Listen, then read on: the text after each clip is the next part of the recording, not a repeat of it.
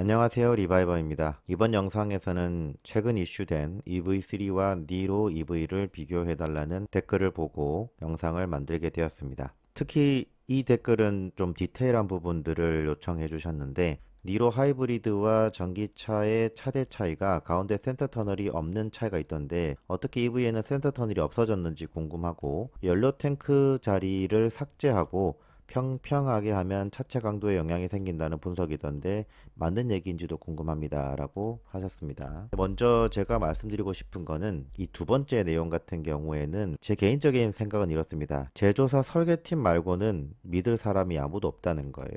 그리고 지금 제가 얘기하는 부분들까지도 믿으시면 안 됩니다. 저의 생각 혹은 추정 정도만 보시면 되는 거지, 제조사가 공식적으로 내놓지 않은 부분에 대해서는 그냥 믿지 않는 것이 좋다고 저는 생각을 합니다. 그리고 제 개인적인 생각은, 만약 평평하게 해서 차체 강도에 영향이 생긴다, 예를 들어서 평평하게 해서 차체 강도가 더 낮아진다면 그쪽에 플로어 판넬의 두께를 높인다던가 혹은 일반 강을 고장력 강으로 더 높인다던가 그런 식의 설계 변경이 이루어질 거라고 봅니다. 실질적으로 그렇게 평평하게 바꿨을 때 차체 강도에 영향이 생기는지 안 생기는지에 대해서는 제조사에서는 시험 해석 과정을 먼저 거칩니다. 시험 해석 시뮬레이션을 먼저 거치고, 만약에 거기서 문제가 있을 것 같다고 한다면 실질적으로 테스트를 해보기도 하고, 만약에 개선이 필요하다고 한다면 말씀드렸던 것처럼 플로어 판넬의 두께를 높이거나 혹은 고강도 강을 쓰는 게 맞겠죠. 이 두 번째 질문에 대한 저의 답변은 그렇고요. 첫 번째 질문, 니로 전기차는 왜 센터 터널이 없어졌는지 궁금하다고 하셨는데, 이 부분에 대해서 먼저 설명을 드려보겠습니다. 다시 한번 말씀드리지만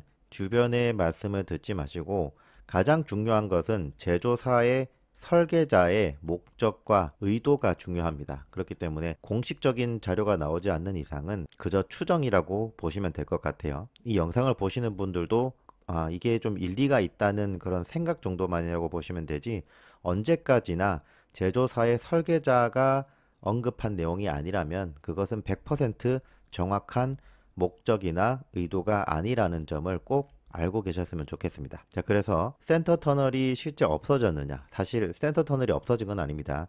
왼쪽이 니로 하이브리드고 오른쪽이 전기차입니다. 실제로 보시면 센터 터널은 여전히 남아 있습니다. 약간 솟아오른 부분은 남아 있는데, 전반적으로 보시면 좌우를 가로지르는 이 시트 크로스 멤버가 있죠.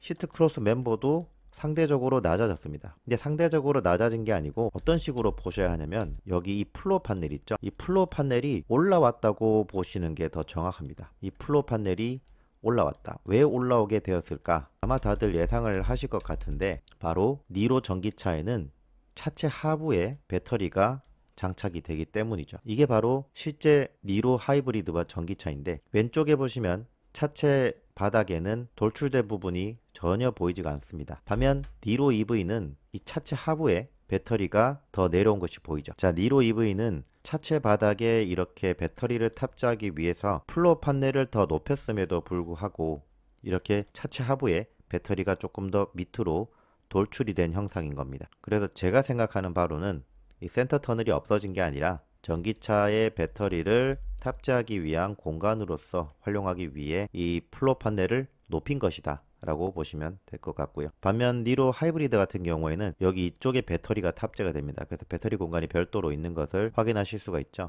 그래서 이번 영상의 핵심인 니로 EV와 EV3를 한번 비교해 보도록 할 건데, EV6도 같이 한번 데이터를 가져와 봤습니다. 다만 본격적으로 영상을 시작하기에 앞서서 저는 뭐 플랫폼이나 아니면 아키텍처 이런 부분들은 전혀 언급하지 않도록 할 겁니다.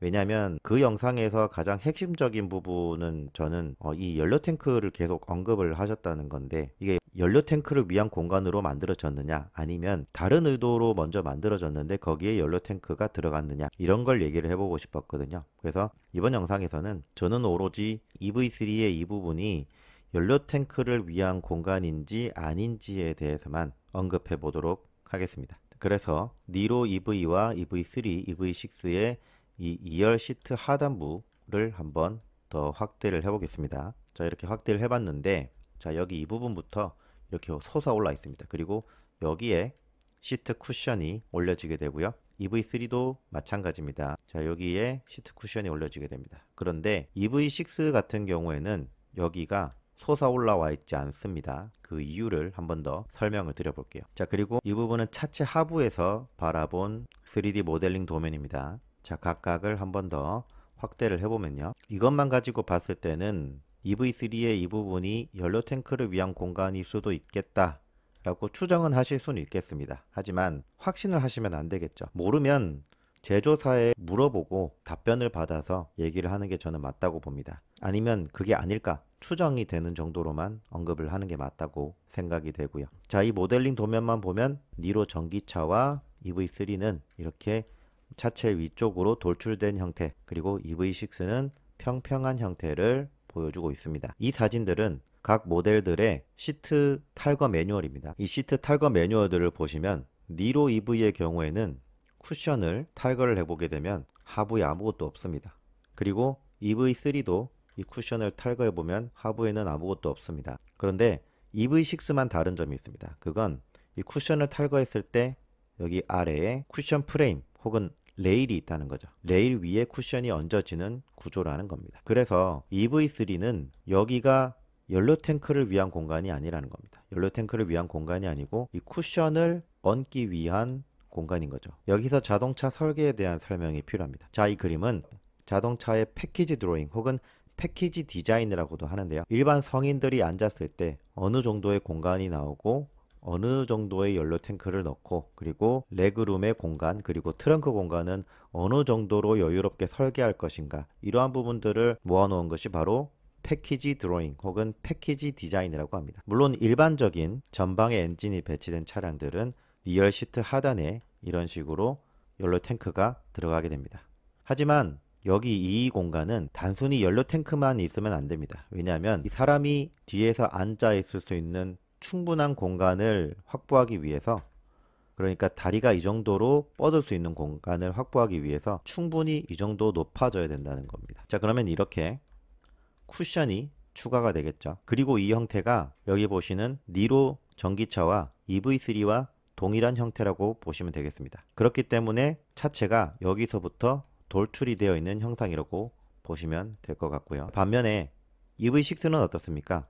앞서 사진에서 설명드렸던 것처럼 2열 시트 하단에는 레일이 들어가 있습니다. 자, 여기 보시는 것처럼 레일이 들어가 있습니다. 자, 그렇다면 당연히 EV6의 경우에는 이 레일이 있기 때문에 굳이 차체를 이 정도까지 높여줄 필요는 없는 거죠.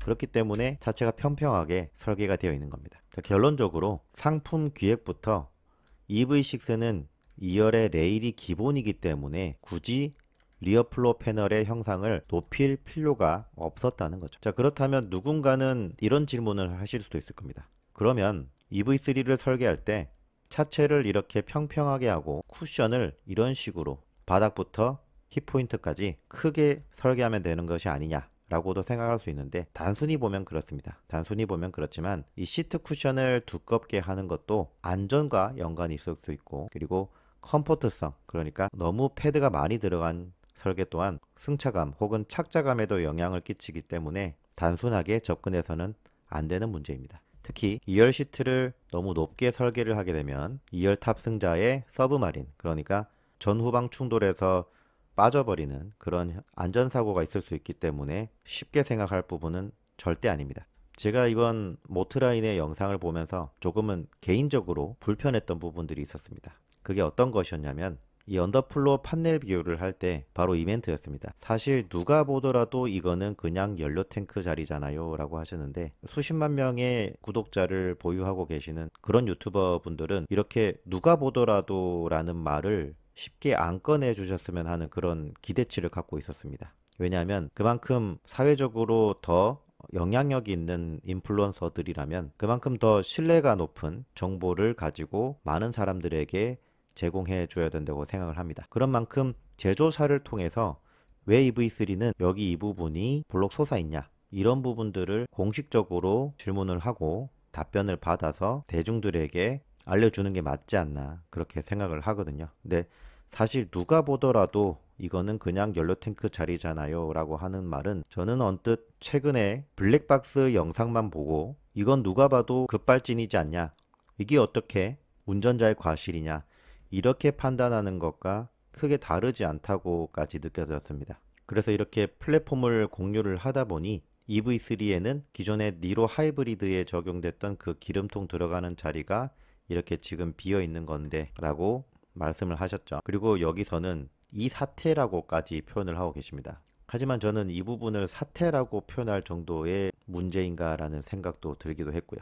자, 그리고 마지막에 이치프님께서도 단순히 팩트 전달만 하고 계셨거든요. 그 영상 마지막에 보시면 근데 이게 니로가 EV3보다 휠베이스는 더 길어요 라고 단순히 팩트 전달만 이렇게 하는 분들에 있어서도 마치 비아냥거리는 그런 태도인 것 같아서 되게 좀 불쾌한 부분은 있었습니다. 여기 보시면 그럼 니로 사요 라고 얘기를 하고 계세요. 사실 이 부분도 수십만 명의 구독자를 거느리고 있는 인플루언서로서의 무게감은 없었다라고 좀 느껴지기도 한 부분이었어요. 뭐 물론 이건 제 개인적인 생각입니다만. 자, 그래서 결론적으로 이번 영상에서 말씀드리고 싶었던 부분은 EV3의 이 공간은 말이죠. 연료 탱크를 위한 공간은 아니다. 연료 탱크를 위한 공간은 아니었고, 만약 EV3도 EV6처럼 이렇게 2열의 레일이 있고 그 위에 쿠션이 얹어지는 구조였다면 EV6처럼 이런 식으로 평평한 형태가 되었을 것이다 라는 걸 말씀드리고 싶었습니다. 그리고 이런 모든 것들은 자동차의 패키지 디자인에 의해서 결정된 바다 EV3의 상품 기획에서부터 시작된 것이며, 그리고 설계자들은 안전과 컴포트성 등을 종합적으로 고려한 패키지 디자인에 의해서 만들어진 설계다, 이렇게 저는 보고 있습니다. 네, 저는 지금까지 리바이버였습니다. 감사합니다.